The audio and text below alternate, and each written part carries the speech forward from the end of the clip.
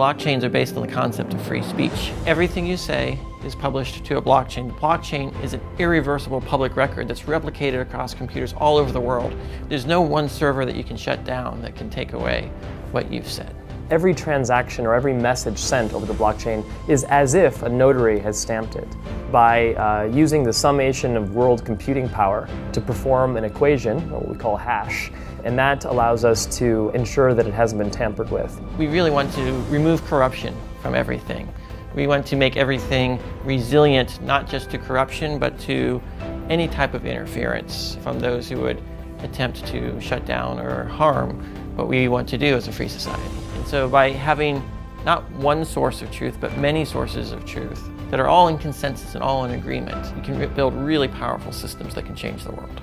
Banking, legal, all of these things are just going to be layers of technology that speak to each other and allow us to trust the technology in an auditable, inclusive way without having to rely on any centralized entities to look out on our behalf. Peer-to-peer systems resist corruption, they resist attempts to shut them down, they route around censorship.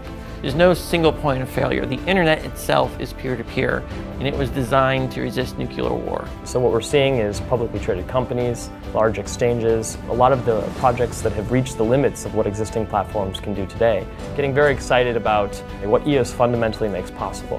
And this is potentially the software that may change the world. By allowing every individual to have more oversight on a consistent basis on how things are operated, how money is spent, ensures that there's just more accountability and more efficiency in the way that we do things. I believe it represents the next evolution of human assembly. Blockchain technology, and EOS in particular, are background technologies. So it's like the technologies that connect the banks, it's the technologies that power every website you use. Blockchains are just a really better data architecture. It's a database, and you shouldn't know how databases work in the same way you don't need to know how the technology in your phone works, because it's not relevant.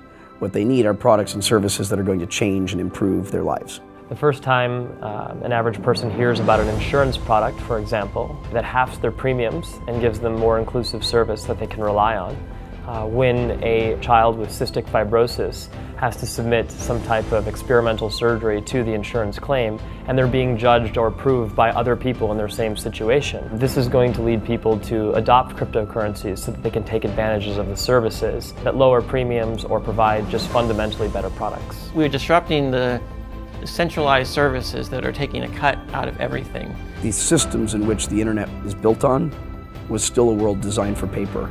And at some point we have to throw out the old system. And the blockchain is essentially the enabling technology on which we're building the new world. That means having reputation, identity, dispute resolution, all on a blockchain.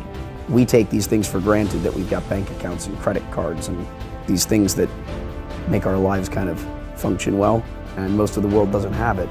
And so in the same way that the internet democratized knowledge and information and communication, this technology is about to democratize the financial world, and it's the least fortunate people on the planet that stand to benefit the most from it.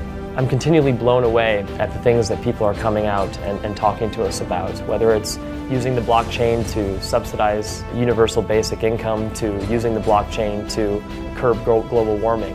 What I've seen and what I've become convinced is that the blockchain is capable of doing things that even governments are not.